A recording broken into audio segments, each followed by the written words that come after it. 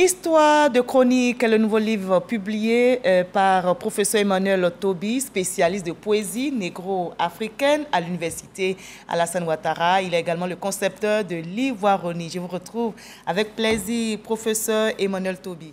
Merci. Tout de suite, dites-nous quel est le lien entre l'ivoironie que vous promouvez et les chroniques. Ça vous permettra aussi de définir l'ivoironie. Et pourquoi pas. Merci infiniment, Marie-Laure. Alors, pour tous ceux qui avaient de la réticence pour l'ivoironie que j'ai conçue, pour tous ceux qui avaient une vision floue pour ce concept, ils ont l'occasion, par la chronique, de toucher ce concept au vif. Parce que par la description d'un fait d'actualité de divers ordres, je présente le concept en apportant de la sensibilisation par le moyen de la culture et du civisme, deux notions majeures, deux notions inaliénables de l'ivoironie en tant que concept d'éthique et de didactique à la citoyenneté ivoirienne. Donc il n'y a pas de rupture entre l'ivoironie et les chroniques que vous rapportez dans votre ouvrage. Les deux entités s'imbriquent. D'accord. Les chroniques illustrent le visage idéologique de l'ivoironie en tant que concept d'éducation du citoyen. Que ce soit dans la poésie ou dans les chroniques, oui, l'ivoironie est toujours palpable. L'ivoironie est présente, voilà. D'accord. Alors c'est un style qui s'ajoute à votre plume. Je vais parler de la chronique. Qu'est-ce qui vous a poussé au juste à l'adopter? Ça va vous permettre de parler aussi des atouts de la chronique. D'accord, merci Marie. Alors, ce qu'il faut retenir, c'est que je reste toujours poète. Je demeure poète. Il y a un lien viscéral entre la poésie et moi.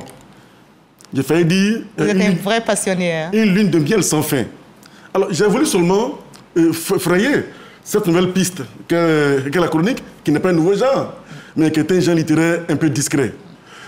En décidant de m'engager dans la promotion artistique de la chronique, j'ai voulu être un animateur social. L'on parle des animateurs culturels, il y a aussi des animateurs du social, les animateurs de la société. Parce que le chroniqueur se prononce sans grande fiction aux questions d'actualité, même aux faits divers. Et sans tabou aussi. Et sans tabou. Et vous voyez que... Surtout vous. Non, c'est sans tabou, vraiment.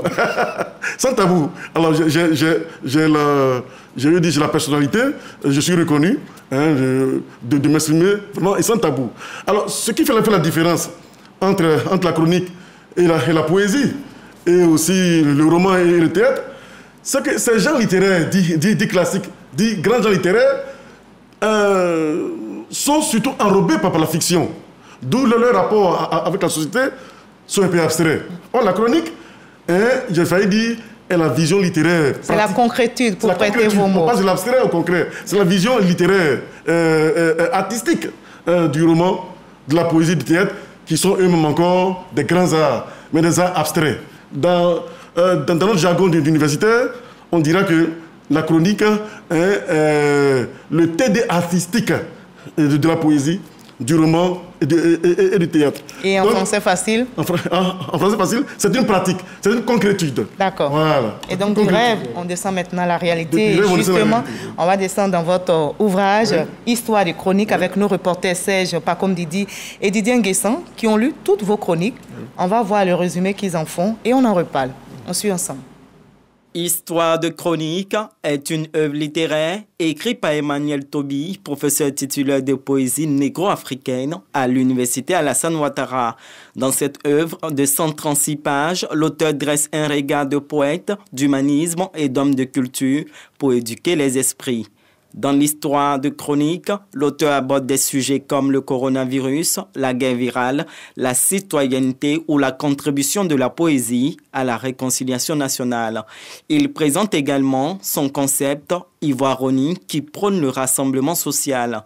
Emmanuel Toby rend également hommage à certaines personnalités, en l'occurrence Didier Drogba, Ruth Gbagbo, l'abbé Pierre-Marie. Est-il si facile d'être chroniqueur sous nos cieux quand vous parlez d'aborder tous les sujets d'actualité sans tabou? Est-il si facile d'être chroniqueur aujourd'hui? J'ai failli dire que c'est à la fois difficile et facile. Tout est question de personnalité. Je pense que pour être chroniqueur, il faut avoir une personnalité dotée de 3 indices, 3 caractéristiques. Dans un premier temps, il faut être doté de griotique au sens de la verve littéraire. Il faut être tenu par une verve littéraire obsédante. Ensuite, il faut être doté d'un romantisme naturel, un peu de sensibilité quand même. Enfin, il faut être habité par l'amour du local. comme l'Ivoironie, est la manifestation d'un amour du local. C'est seulement à ce prix qu'on est frénétiquement amené à se prononcer sur toutes les questions d'actualité, de sorte à apporter sa touche de réconciliateur, voilà, et de citoyen. Voilà. On sent bien la passion en vous, justement la passion pour la chronique. Et vous l'avez dit, cette chronique qui nous permet, entre autres, de donner notre point de vue sur tous les sujets d'actualité. Alors, dans une chronique improvisée, vous avez le talent, hein, je sais. Vous allez donner votre sentiment sur cette grande perte, malheureusement, qu'enregistre le monde littéraire. Il s'agit du décès de l'écrivain ivoirien Charles Nockan. Pour improviser, je dirais, Charles Nockan appartient à l'ancestralité de la littérature ivoirienne et africaine, et que Charles Nockan a tout écrit. Il aurait écrit jusqu'au bout. Et j'ai failli dire qu'il aura vécu à travers l'écriture. Il ne s'est pas que intéressé dans son écriture poétique. Charles Nockan ne s'est pas qu'intéressé aux faits de société et de culture. Il s'est aussi intéressé aux faits d'écologie. Il s'est intéressé à l'environnement.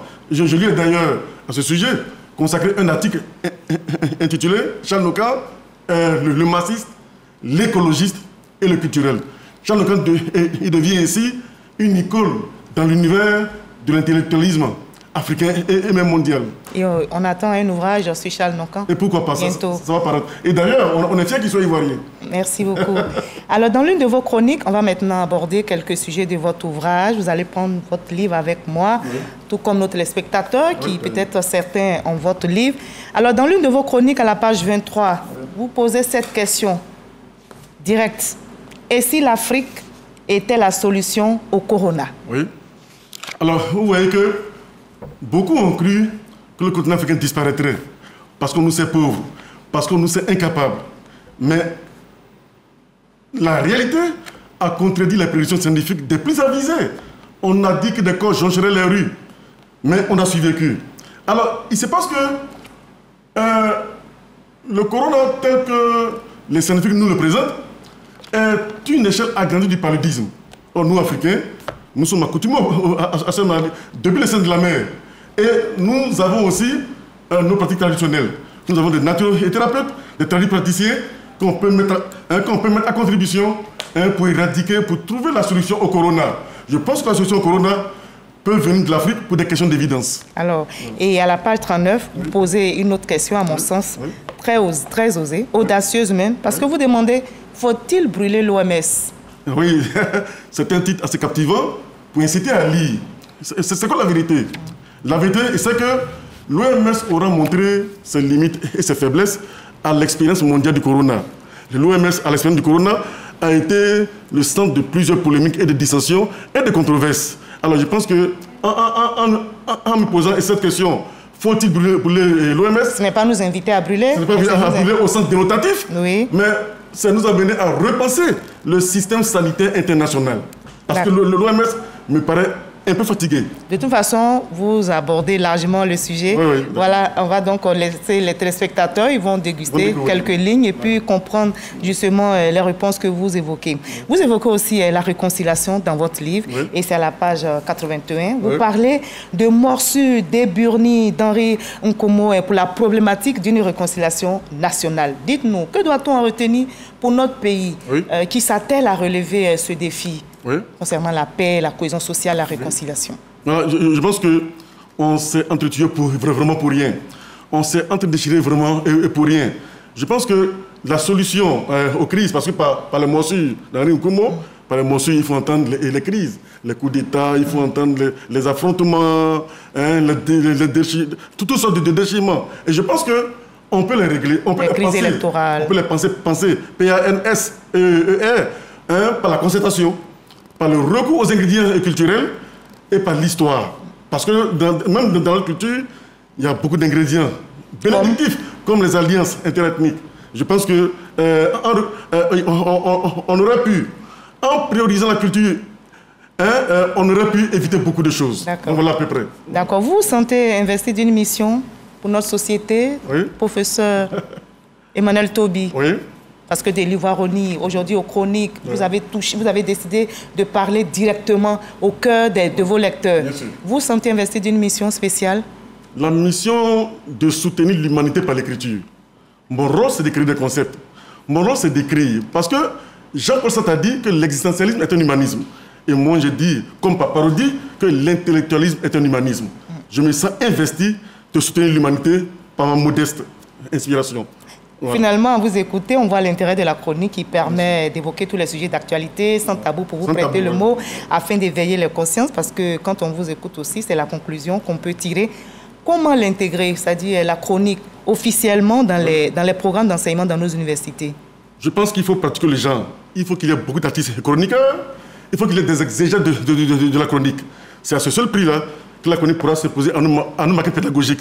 Alors, nous, déjà, dans notre université de Bouaké, à Saint-Ouattara-Bouaké, on a cet instinct-là d'initier des pistes et nouvelles de création artistique et de sciences pédagogiques. Et j'aime chaque fois mettre mon laboratoire de recherche au service de cette cause. Je failli dire, ainsi que ma plume.